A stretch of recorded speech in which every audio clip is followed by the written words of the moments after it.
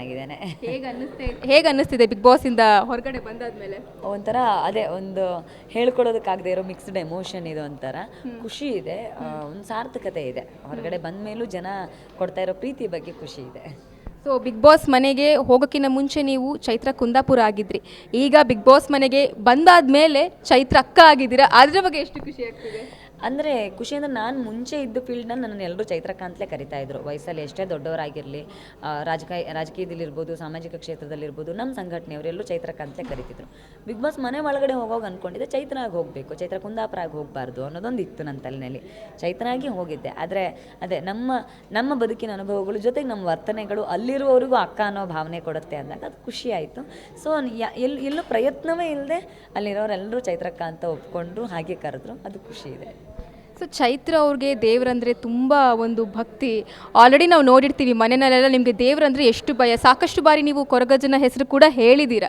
So ಅಂಥ ಚೈತ್ರ ಅವರು ದೆವ್ವಾಗೆ ಅಷ್ಟೊಂದು ಹೆದರ್ಕೋತಾರ, ಅದು ಕೂಡ ಸಿಕ್ಕಾಪಟ್ಟೆ ಟ್ರೋಲ್ ಆಗಿದೆ. ಮೇಬಿ ನೀವು ನೋಡಿಲ್ಲ ಅನಿಸುತ್ತೆ. ಸೊ ಅದ್ರ ಬಗ್ಗೆ ಅಂದರೆ ನಾನು ದೇವರನ್ನ ಎಷ್ಟು ನಂಬ್ತೇನೆ, ದೆವ್ವಗಳಿದೆ ಅಂತಲೂ ಅಷ್ಟೇ ನಂಬ್ತೀನಿ. ಯಾಕಂದರೆ ಎಲ್ಲಿ ಪಾಸಿಟಿವ್ ಎನರ್ಜಿ ಇರುತ್ತೆ ಅಲ್ಲಿ ನೆಗೆಟಿವ್ ಎನರ್ಜಿ ಇದ್ದೇ ಇರುತ್ತೆ ಅನ್ನೋದು ಸಹಜವಾಗಿರೋ ನಂಬಿಕೆ.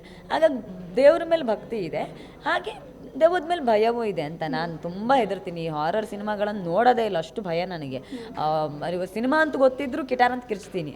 ಸುಮ್ಮನೆ ಯಾರೋ ಕತ್ಲಾದರೂ ಕೂಡ ಕತ್ಲಿಗೂ ತುಂಬ ಹೆದರ್ಬಿಡ್ತೀನಿ. ಆ ಥರದ ಭಯ ಸಹಜವಾಗಿ ಇದೆ, ಚಿಕ್ಕ ವಯಸ್ಸಿಂದ ಇದೆ ನನಗೆ. ಅನಂತ್ ನಾಗ್ ಅವರ ನಾನಿನ್ನೇ ಬಿಡಲಾರೆ ಸಿನಿಮಾ ಇದೆಲ್ಲ, ಚಿಕ್ಕ ವಯಸ್ಸಲ್ಲಿ ನೋಡಿದ ಸಿನಿಮಾ ಅದು. ಆ ಸಿನಿಮಾ ನೋಡಿದಾಗಿಂದ ಆ ಭಯ ಹಾಗೆ ಕೂತ್ಬಿಟ್ಟಿದೆ ಮನಸ್ಸೊಳಗಡೆ. ಸೊ ನೀವು ಬಿಗ್ ಬಾಸ್ ಮನೆ ಒಳಗಡೆ ಇದ್ದಾಗ ನಿಮಗೆ ಹೊರಗಡೆ ಏನಾಗುತ್ತೆ ಅನ್ನೋದ್ರ ಬಗ್ಗೆ ಅಷ್ಟು ಐಡಿಯಾ ಇರಲ್ಲ. ನೀವು ಹೊರಗಡೆ ಬಂದಾದಮೇಲೆ ಕೆಲವೊಂದಿಷ್ಟು ಸುದ್ದಿಗಳು ನಿಮ್ಮ ಕಿವಿಗೆ ಬಿದ್ದಿರುತ್ತೆ. ಯಾವ ವಿಚಾರ ಕೇಳಿ ನಿಮಗೆ ಶಾಕ್ ಆಯಿತು? ಶಾಕ್ ಅಂದರೆ ಇದು ತ್ರಿವಿಕ್ರಮಣ್ಣ ಮತ್ತು ಮೋಕ್ಷಿತಾ ಅವರದ್ದು ಒಂದಷ್ಟು ಸ್ಟೋರಿಗಳು ನೋಡಿ ಇದೇನು ಹಿಂಗಿಲ್ವಲ್ಲಪ್ಪ ಇದು ಅಂತ ಅನ್ನೋದೆಲ್ಲ ಶಾಕ್ ಆಯಿತು. ನಾನು ನಿರೀಕ್ಷೆನೇ ಮಾಡಿರಲಿಲ್ಲ. ಯಾಕಂದರೆ ಅವರಿಬ್ಬರ ನಡುವೆ ಅಂಥ ಯಾವ ಬಾಂಧವ್ಯನೂ ಇಲ್ಲ.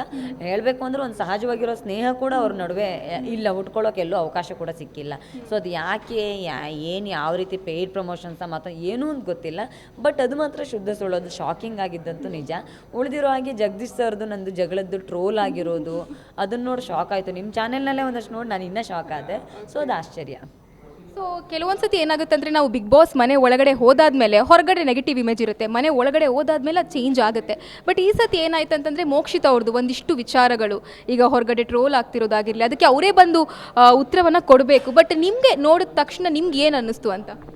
ಜೀವನದಲ್ಲಿ ಕೆಲವು ಬಾರಿ ಅಪವಾದಗಳು ಬಿದ್ದೇ ಬೀರುತ್ತೆ. ಯಾವ ಮನುಷ್ಯನಿಗೂ ಅಪವಾದ ಅನ್ನೋದು ತಪ್ಪಿದ್ದೇ ಇಲ್ಲ. ಈಗ ನನಗೂ ಅಪವಾದಗಳು ಬಂದಿದೆ, ನಾನು ಅದನ್ನೆಲ್ಲ ಎದುರಿಸಿರೋಳು. ಭಗವಾನ್ ಶ್ರೀಕೃಷ್ಣನ ಮೇಲೆ ಶಮಂತಕಮಣಿ ಕದ್ದಿರೋ ಆರೋಪ ಬಂದಿತ್ತಂತೆ. ಇನ್ನು ನಾವೆಲ್ಲ ಹುಲುಮಾನವರು, ಆದರೆ ಅದನ್ನು ಎದುರಿಸ್ತೀವಿ ಹೇಗೆ ಅನ್ನೋದು ಮಾತ್ರ ಬಹಳ ಮ್ಯಾಟ್ರ್ ಆಗುತ್ತೆ. ಮತ್ತು ಅಪವಾದಗಳ ಬಗ್ಗೆ ಅಂಜಿಕೆ ಬೇಕಿಲ್ಲ. ಅಪವಾದ ಬಂದಿದೆ ಅಷ್ಟೇ, ಎದುರಿಸ್ತೀನಿ, ಮುಗೀತಲ್ಲಿಗೆ ಅಷ್ಟೇ. ಆ ಧೈರ್ಯ ಅವರಲ್ಲೂ ಬರಲಿ ಅಂತ ಕೇಳ್ಕೊಳ್ತೀನಿ.